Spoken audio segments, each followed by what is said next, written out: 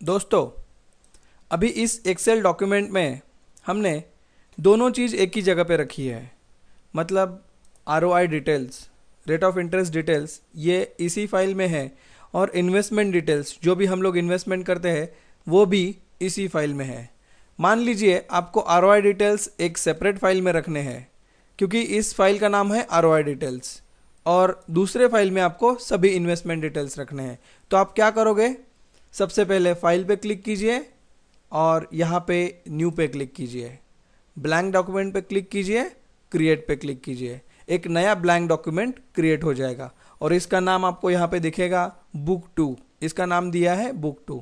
जब हम सेव करते हैं तो इसको, जब आप सेव पे क्लिक करोगे तो आपको जहाँ पे पहले वाला डॉक्यूमेंट है आरओआई डिटेल्स, वहीं पे हम लोग यहाँ पे नया डॉक्यूमेंट बनाएंगे, उसको नाम देंगे इन्वेस्टमेंट डिटेल्स। इन्वेस्टमेंट डिटेल्स मतलब सबसे पहले डॉक्यूमेंट में आरओआई डिटेल्स, अभी है इन्वेस्टमेंट डिटेल्स। सेव पे क्लिक कीजिए, ये डॉक्यूमेंट सेव हो जाएगा, यहाँ पे नाम ऑटोमेटिकली अपडेट हो जाएगा। अभी जो पहले वाला शीट था, पहले वाला डॉक्यूमेंट था आरओआई डिटेल्स, एक्सेल यहाँ पे क्लिक कीजिए, आपको वो दोनों डॉक्यूमेंट्स दिख जाएंगे, आरओआई डिटेल्स और इन्वेस्टमेंट डिटेल्स। आरओआई डिटेल्स पे क्लिक करके यहाँ पे ये जो डिटेल्स मैंने यहाँ पे रखे थे, तो माउस से A2 पे क्लिक करके माउस का लेफ्ट बटन प्रेस करके रखिए और सभी सेल्स जो आपको यहाँ पे नहीं चाहिए, जो दूसरे डॉक्यूमेंट में मूव करने हैं, उन सबको सिलेक्ट कीजिए। उसके बाद राइट क्लिक करके कट कीजिए, ये कट हो जाएगा। अभी दूसरे डॉक्यूमेंट में जाइए, इन्वेस्टमेंट डिटेल्स, और यहाँ पे राइट क्लिक करके A2 में राइट क्लिक करके पेस्ट कीजिए।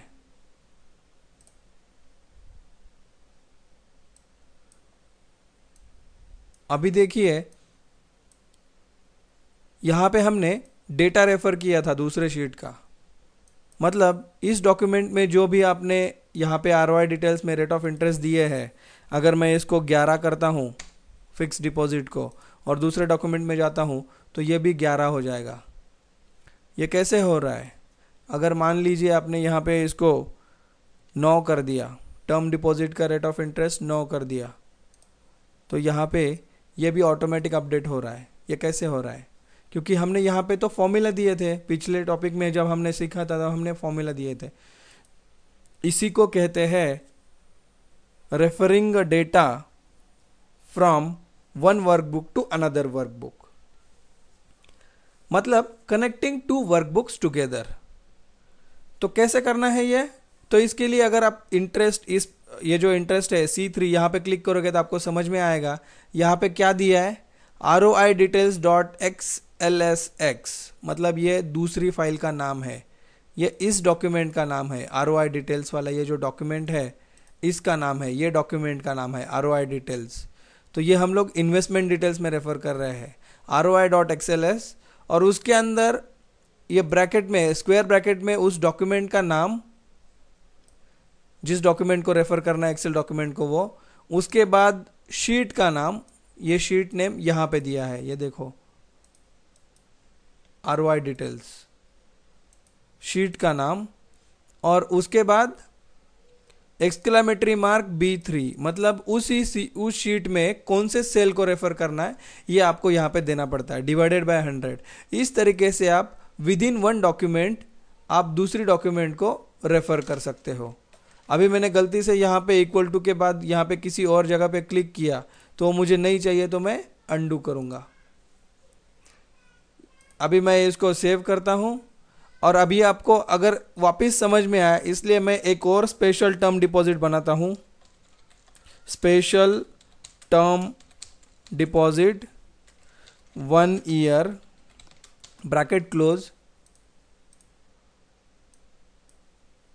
यहाँ पे क्लिक करता हूँ और 50,000, एक 50,000 का हमने स्पेशल टर्म डिपॉजिट रखा है 1 साल के लिए।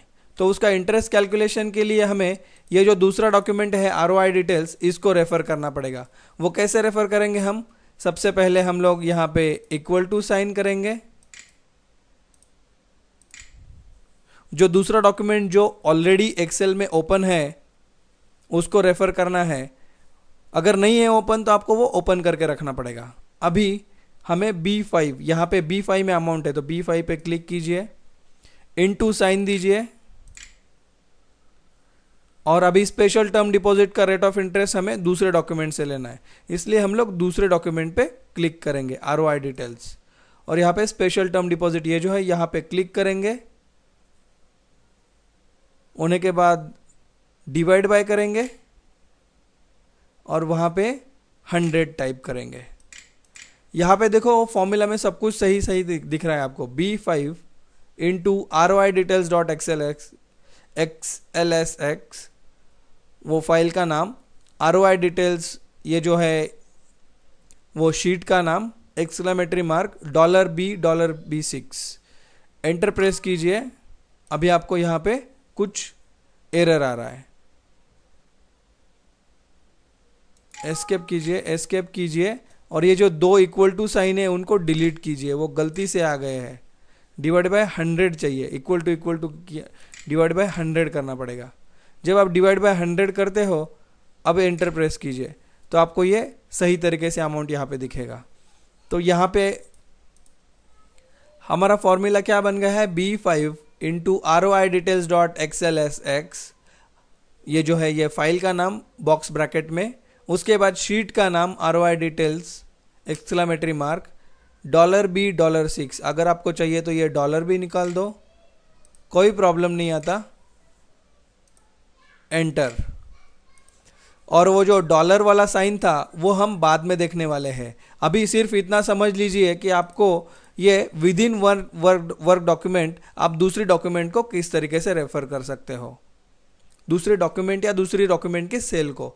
अभी यहाँ पे मुझे वो फॉर्मूला चाहिए, amount plus interest equal to, arrow keys की सहायता से अमाउंट सिलेक्ट कीजिए, प्लस साइन दीजिए और इंटरेस्ट सिलेक्ट कीजिए, एंटर प्रेस कीजिए।